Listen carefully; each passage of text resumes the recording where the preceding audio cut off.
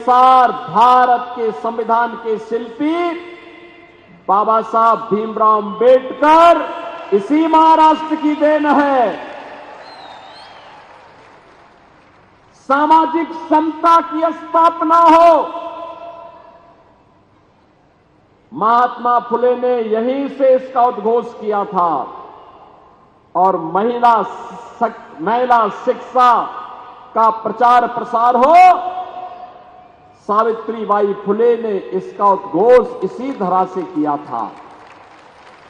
मैं इस पावन धरा को कोटि कोटि नमन करता हूं और आपका अभिनंदन करता हूं। बहनों और भाइयों, मैं तो आज आपके पास आया हूं कहने के लिए, मैं लोकसभा चुनाव के समय यहां पर धैर्यशील माने के समर्थन के लिए आया था। आपने अपना समर्थन और आशीर्वाद उन्हें दिया, इसके लिए कृतज्ञता ज्ञापित करने के लिए आया हूं, आभार व्यक्त करने के लिए आया हूं और आपको अवगत कराने के लिए आया हूं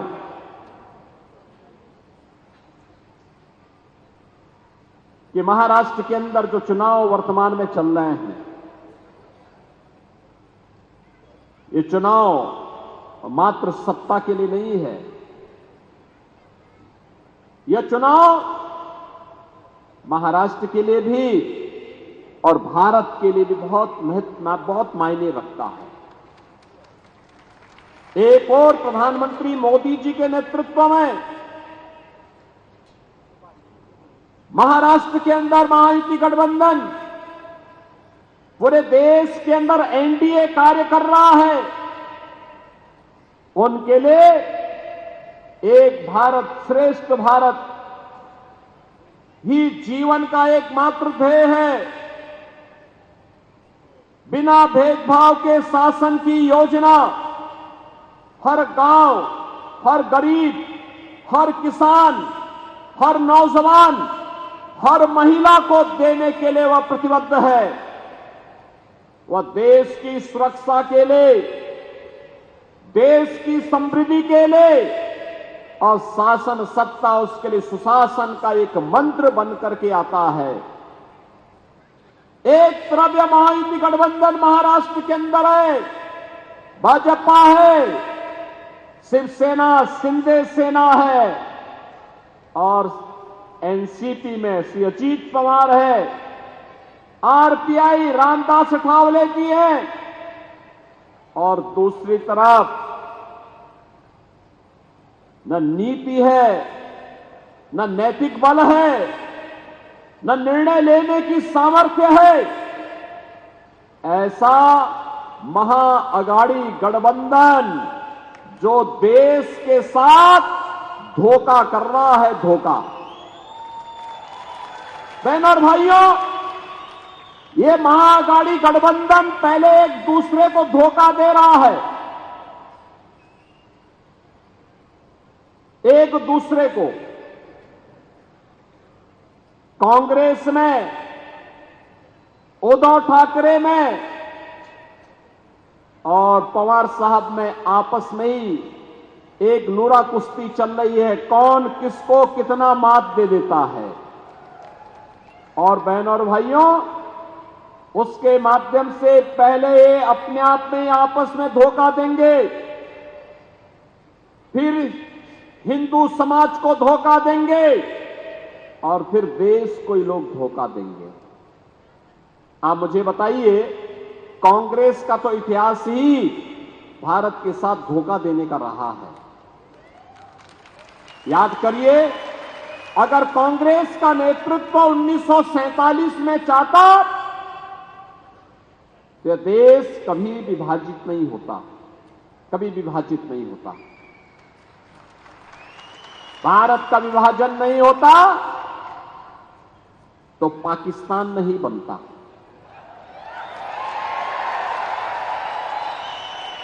पाकिस्तान नहीं बनता। जिनको यह भय था कि मुसलमान दंगे करेंगे, उनसे तो हम वैसे निपट लेते जैसे आज निपटते हैं। लेकिन कांग्रेस की बुजदिली थी, उनकी कायरता थी, सत्ता लोलुपता थी। उन्होंने देश के विभाजन को स्वीकार करके हजारों वर्षों से जो भारत एक भारत था, उस भारत को दो टुकड़ों में बांट दिया। बदले में मिला क्या? लाखों हिंदू काटा गया, लाखों हिंदू काटा गया। अब तो कांग्रेस के लोग उस सच्चाई को भी स्वीकार नहीं कर रहे हैं, नहीं कर रहे हैं। कल यहां पर श्रीमती प्रियंका वाड्रा जी आई होंगी, वो भी सच्चाई को नहीं बोली होंगी। उन्होंने विकास के बारे में कुछ नहीं कहा होगा, सुरक्षा के बारे में कुछ नहीं कहा होगा, आतंकवाद के बारे में नहीं कहा होगा, नक्सलवाद के बारे में नहीं कहा होगा, क्योंकि वे तो बांटने के लिए आए हैं। कांग्रेस के अध्यक्ष हैं श्री मल्लिकार्जुन खड़गे, उम्र दराज हैं, लेकिन सच बोलने की हिम्मत नहीं करते हैं। बहन और भाइयों, उसी सच्चाई से अवगत कराने के लिए मैं आया हूं। मल्लिकार्जुन खड़गे जी का गांव आज के कर्नाटक के बीदर जनपद में बारावती गांव है, और बारावती गांव को 1947 में हैदराबाद के निजाम के रजाकारों ने जला दिया था। खड़गे जी की मां, उनकी चाची, उनकी बहन उसमें जल करके उनकी दुखद मृत्यु हुई थी। और जब मैं इसी के बारे में कहता हूं कि बटोगे तो कटोगे, तो खड़गे जी को बुरा लगने लगता है। खड़गे जी, सच्चाई को स्वीकार करिए, जनता जनार्दन के बारे में सच बताइए कि निजाम था कौन, ये निजाम था कौन और इसके रजाकार थे कौन, जिन्होंने निर्ममता पूर्वक हिंदुओं का कत्लेआम किया था। क्यों नहीं आप उस सच्चाई को जनता के सामने रखते हैं? कांग्रेस के नेतृत्व के भय से, अरे आप तो स्वयं ही राष्ट्रीय अध्यक्ष हैं कांग्रेस के, आपको सच्चाई बोलनी चाहिए कि नहीं, निजाम के रजाकारों ने, निजाम का रजाकार कोई और नहीं था, ये निजाम के रजाकार वही कट्टरपंथी मुस्लिम हैं जो आज भी जगह जगह, कहीं गणपति महोत्सव पर, कहीं रामनवमी की शोभा यात्रा पर, और कहीं पर हमारी आस्था और सम्मान के प्रतीक विशालगढ़ जैसे किलों पर कब्जा करके भारत को अपमानित करने का कार्य कर रहे हैं। और इसीलिए मैं आपसे कहने के लिए आया हूं कि बहन और भाइयों, ये कांग्रेस अखंडता को चुनौती देंगे। कांग्रेस तो यही कर रही थी, उसके लिए देश हित कभी महत्वपूर्ण नहीं रहा। याद करिए 2014 के पहले के भारत को। 2014 के पहले पाकिस्तान भारत के अंदर घुसता था, भारत की सीमाओं पर अतिक्रमण करने का प्रयास करता था, आतंकी वारदात को अंजाम देता था। और बहनों और भाइयों, व्यापक पैमाने पे देश के अंदर आतंकवाद को भड़काने का काम करता था। हम लोग उस समय सांसद थे, हम लोग मंचों पर इस बात को उठाते थे, संसद में मुद्दे को उठाते थे, तो कांग्रेस की यूपीए सरकार कहती थी इसको मत उठाइए, संबंध खराब हो जाएंगे। हम कहते थे क्या देश की कीमत पर संबंध सुधारोगे क्या? अरे देश की कीमत पे संबंध नहीं सुधर सकते। लेकिन ये नहीं मानते थे। 2014 में जनता जनार्दन ने दुनिया के आज के सबसे लोकप्रिय नेता श्री नरेंद्र मोदी जी को देश के प्रधानमंत्री के रूप में चुन करके भेजा। आज आप देखते होंगे, आज तो पाकिस्तान या भारत का कोई दुश्मन भारत की सीमा का अतिक्रमण नहीं कर सकता। आज अगर करता है तो उसे मालूम है ये नया भारत है, छेड़ेंगे तो छोड़ेंगे नहीं।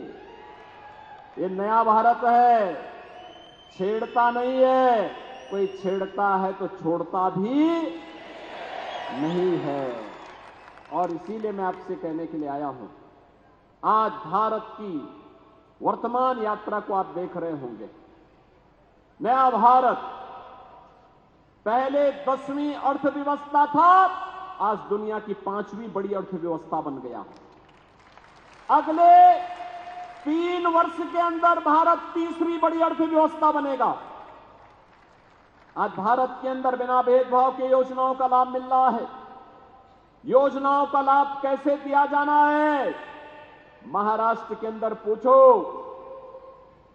यहां पे एकनाथ शिंदे जी, देवेंद्र फडणवीस जी, अजीत पवार जी के नेतृत्व में चलने वाली महायुति गठबंधन की सरकार ने लाडली बहना के माध्यम से यहां की 2.5 करोड़ बहनों के खातों में हर महीने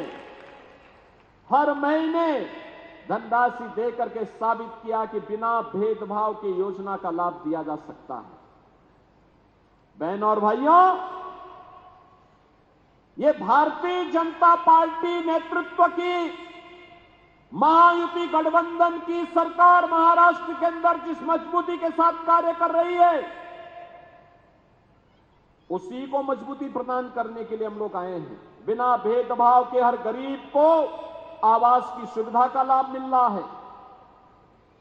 बिना भेदभाव के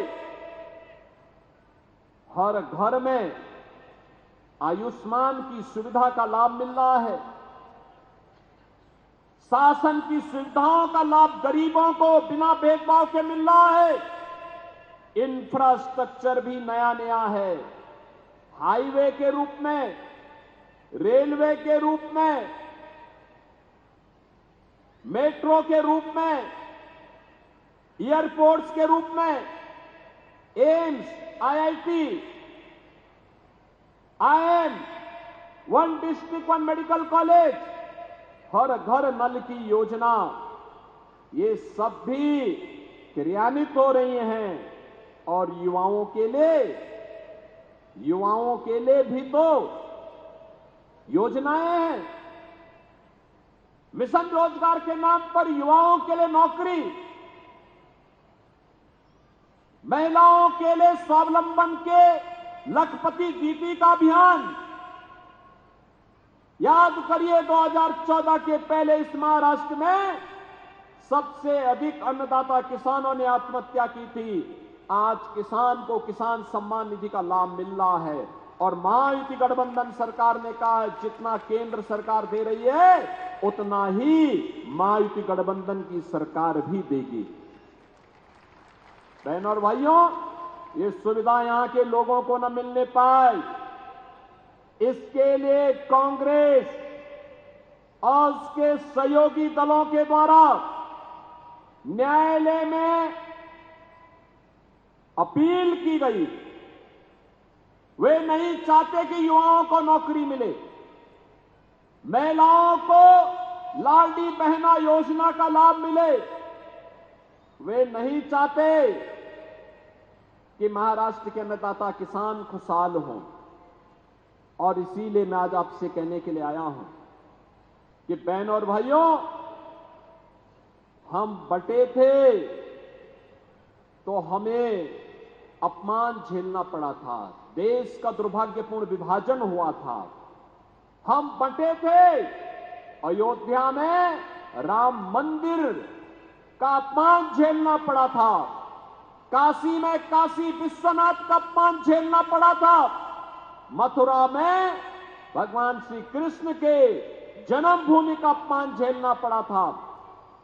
और जब डबल इंजन की सरकार एक साथ काम करनी प्रारंभ की तो 500 वर्षों की समस्या का समाधान अयोध्या में हुआ है। आज आप अयोध्या में देखते होंगे, अयोध्या में भगवान रामलला विराजमान हो गए हैं, भव्य मंदिर का निर्माण हो गया है।